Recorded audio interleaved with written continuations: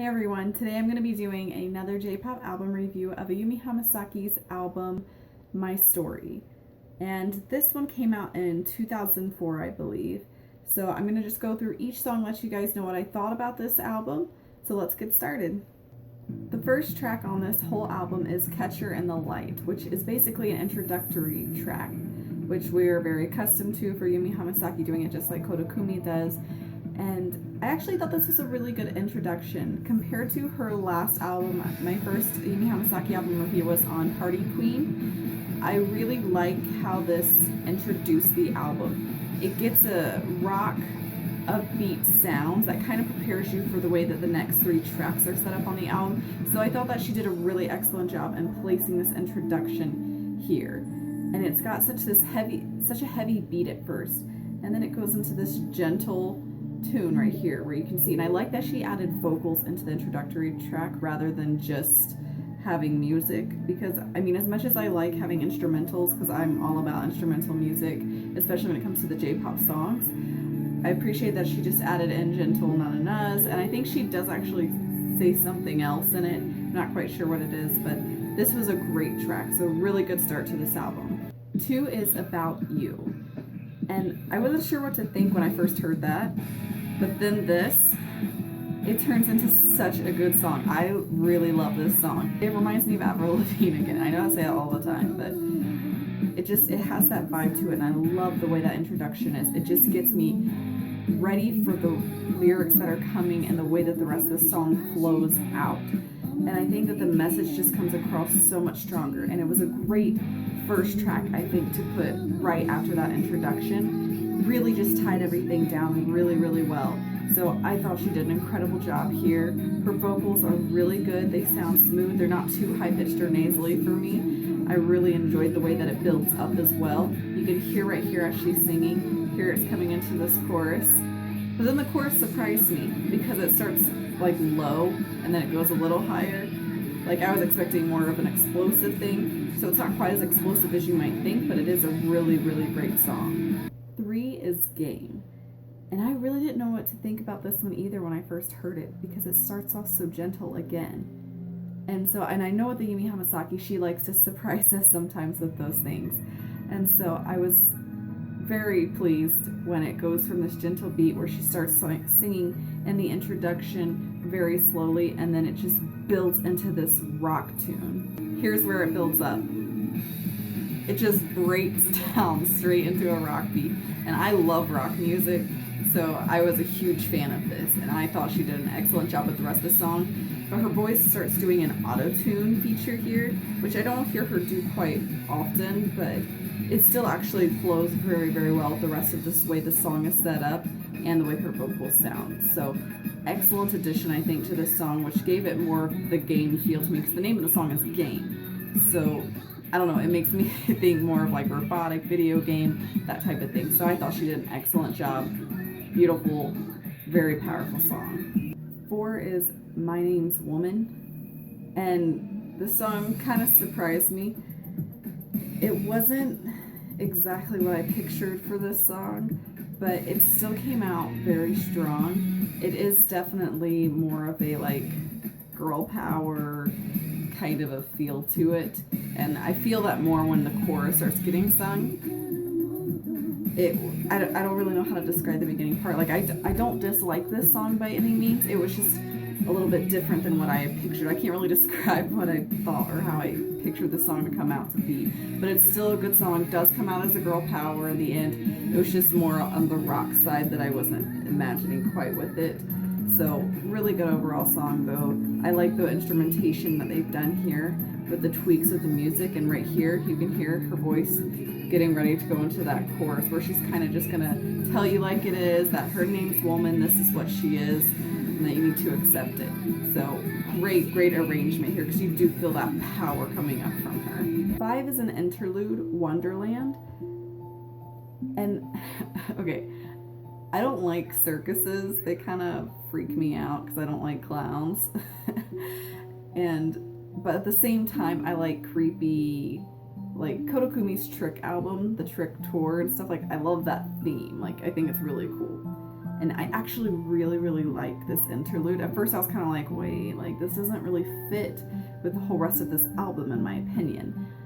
But the way that it's set up with this, like yes, it doesn't really correspond with the previous songs at all that we just listened to, but when it goes into the next several tracks after that, it really correlates really well for like what you're gonna get a feel for, because she's going into a wonderland basically of emotions and different things she's experienced.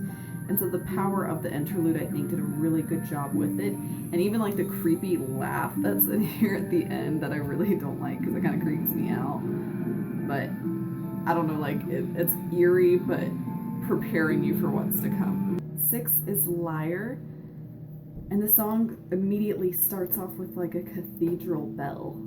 And the second I hear something like that at the start of a song, I immediately just in my head I'm like, well, this is gonna be like an epic song. Because anytime there's like an organ or bells of some kind, like it's just usually it's something really incredible and awesome, and I usually fall in love with the song. And this song is another great one. Not my favorite on the track, but it was a very powerful, went straight into a rock song from there, and it was a great beat. I mean, and the message, and obviously the song is called Liar, so it's a very emotional, powerful song behind it. And I just love the breakdowns where they go from soft to hardcore rock. 7 is Hope or Pain. And I didn't know how to feel about the beginning of this song, but then it actually turns into something that I found rather enjoyable.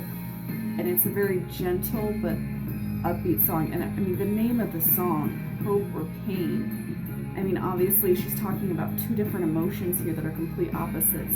And so it's a very good message and powerful message, and it flows perfectly with the way that they set this song up with the arrangement. And it's just flawless. So I thought the song was an excellent addition, placed very well on this track for another bit of emotions of that Wonderland type aspect. 8 is Happy Ending. And the song, it's not what I expected, because the title itself makes it sound like it's going to be a song telling about this beautiful love story that's just amazing and powerful, but it's more of a ballad to where it seems as if she's reflecting on what she thought would have been a happy ending and the things that lead up to that and how she's feeling with it. And so it kind of gives you several different emotions all at once with the way that they have arranged this song with the instruments. And just this gentle but powerful beat behind it. Like you can just feel, even though she hasn't even started singing yet, I feel she does some really good emotional tugs here at the heartstrings. And she starts off so gentle. And it's not a song that builds up extremely powerful or goes into some crazy rock or anything like that. It stays in this kind of a tone and a rhythm, but it's really powerful still. And I love that for it, because I'm not a huge fan of Ayumi Hamasaki, but she has some amazing songs that I really, really do love. And this is a really good song. I mean, just the basis and the premises of the song just lead up to something just not all artists can do. And so I just really love the reflection that I felt here in her voice as she kept singing throughout this entire song. 9 is Moments. And a lot of us have heard this song at some point or another. I know this is probably one of the earlier songs that I'd heard from her when I found out who she was. And it's definitely another beautiful song. I think I preferred this song over the previous one, but I love the way that this song starts off. And like I said, I love when artists just do a simple intro like this. Like, you don't need lyrics to say this. It's just bringing it into an easy tone so we can get the setting and the feel of how the rest of this song is going to go. Because songs themselves are meant to tell a message or to tell a story of some sort. And the more that an artist can show that in their music, the more powerful it is to me. And so that's something that I personally love about music in and of itself. So you can tell from the start of the album, it started off as more of like a rock, more powerful sound. And then once we've gone into that Wonderland interlude, it slowly comes down a little bit. So it stayed on a higher rock level, and then it keeps kind of coming down, but not that it's bringing down the album at all in any way whatsoever, but it's continuing to just build build up and share, like, I mean, the name of the album is My Story. So she's literally telling us parts and pieces of her whole story and going through all the emotions of everything that has been included in that time. So this song was a great addition. I really like this song. I would highly recommend this song if you haven't listened to this album as well. It's just right here in the chorus. Such a gentle voice when she hits that higher note, and it's a beautiful sound from her because she really does have a good sounding voice. It is very strong. So I love how gentle she made it just escalate and de-escalate at the same time. It escalates into that high note, then it de-escalates back down perfectly without a break in her voice. 10 is Walking Proud. And this song again is going to be more on your ballad side, but the name in and of itself I love because she starts off slow and then it builds up and you can just hear when she's singing, like, I'm walking proud, like this is how I'm gonna walk, and it's a powerful song. So definitely listen to this one as well too. It's really beautiful in my opinion. Just a very positive, uplifting message that I really like this one. 11 is Carols. And this song, the first time I heard it was right around Christmas time, and I'm not sure exactly when this album came out. I don't know Ayumi Hamasaki stuff as well as others probably do, but I associate this song with Christmas probably just because I listened to it for the first time around when Christmas time was. And so to me it's like just a Christmas ballad, kind of like Kodokumi has like her Stay With Me single. That reminds me of Christmas too because it was actually her winter single. And so this kind of has that same feeling, but it's such a powerful and beautiful, beautiful, beautiful ballad. It's probably one of my top favorite ballads from her, and just a gorgeous song. If you haven't heard this one, you need to go listen to it. 12 is Kaleidoscope. So this is our second interlude into the album. So now we're transitioning from this Wonderland section going into a Kaleidoscope, which this is kind of going into another group of emotions and feelings. And so I thought that this one again was very well placed. And this one doesn't have any vocals in it. It's just a gentle instrumental piece, but it's a very gorgeous piece. So I thought they did a really excellent job again with the placement. 13 is Inspire. And surprisingly, I like this song. I wasn't sure. The beginning's kind of eerie sounding with like the chimes at first, and then it immediately transitioned again into this big rock song. And while it's not my favorite on the album, it is another great song because we just had several slower ballad type songs for a while in that last section. So it's good to have us where it picks back up with another more upbeat song. I like the beat with it, and it starts off with her in a deeper tone, and I don't get to hear that super deep tone from her a whole lot, and so I really like what she does sing in that lower register. 14 is Honey. I'm not a huge fan of this song. It's definitely probably the cutesy song from the whole album. Like, I don't hate it at all. I don't think that there's one song that I just hate on this album, but it's probably one of my more least favorite. I guess because I like her more for some of her rock songs rather than cutesy songs. I prefer Kodokumi's cutesy sound. Like hers literally almost sounds like she's a child. And I think that's why it bugs me a little bit. But I mean, it is cute, it's upbeat, so it's an okay song, but definitely not my favorite. Wasn't a huge fan of the way the arrangement was with the song. 15 is Replace, and this song has such an interesting beginning here. I don't even know what instrument that is. But it starts off immediately like where it's a positive, upbeat song.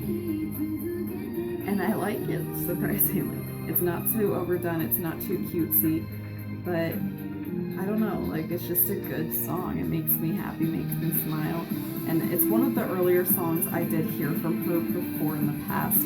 So I've kind of already heard this song previously, but I think it was a really good addition as well to the song to keep up with that upbeat positivity towards the end of her story. 16 is Winding Road.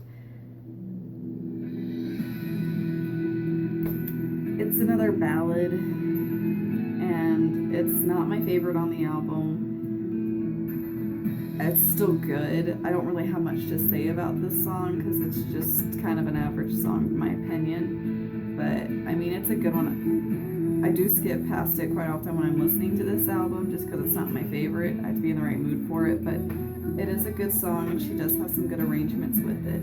17 is humming 7/4 or 7/4. I'm not really sure how you say this track.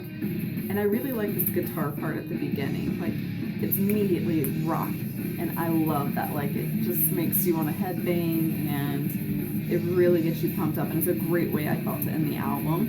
So I was really psyched when I heard this. I was like, wow, this is like going out with a bang. But I hate this part in the chorus where this.